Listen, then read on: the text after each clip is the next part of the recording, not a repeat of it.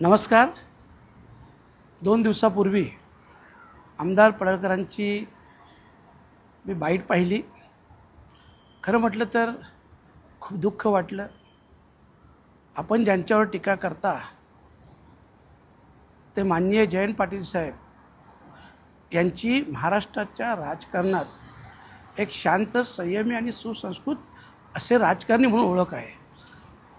आणि मी पडळकरांच्या माहितीसाठी सांगेन की त्यांचे वडील स्वर्गीय राजाराम बापू पाटील हे स्वातंत्र्यसेनानी होते.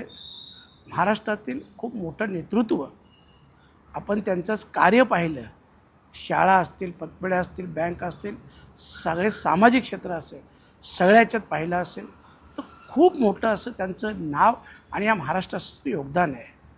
आणि अशा व्यक्तींचा आपण अनादर जेव्हा करता किंवा जेव्हा अशा प्रकारे स्टेटमेंट देता, खरोखरच हे सगळ्यांसाठी शोभनीय नाही.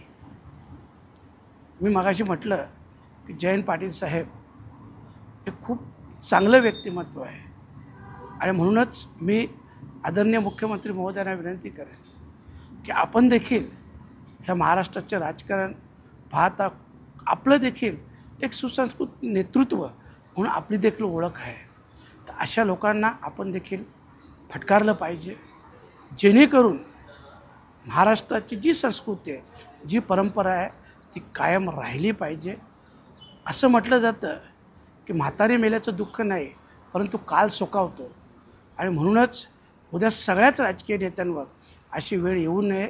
अशा प्रकारचं बोलणं, शिवीगाळी करणं हे काय मोठी गोष्ट नाही.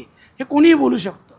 मला वाटलं मीही 4 शिव्या देऊ शकतो, परंतु मला माझ्यावरचे संस्कार आणि महाराष्ट्राची संस्कृती याचं भान आहे. आणि म्हणूनच मी पडळकरांना देखील सांगेन की तुम्ही चांगलं काम करा, कार्य करा. लोकांनी तुम्हाला आमदार म्हणून निवडून दिलं, आपल्या कार्यातून ठसा उमटवा. परंतु सतत अशा प्रकारच्या चांगल्या नेत्यांवर, मोठमोठ्या नेत्यांवर टीका करणं हे काय चांगलं नाही आहे. ही महाराष्ट्राची संस्कृती देखील नाही आहे आणि हे नेत्यांसाठी शोभनीय देखील नाही आहे.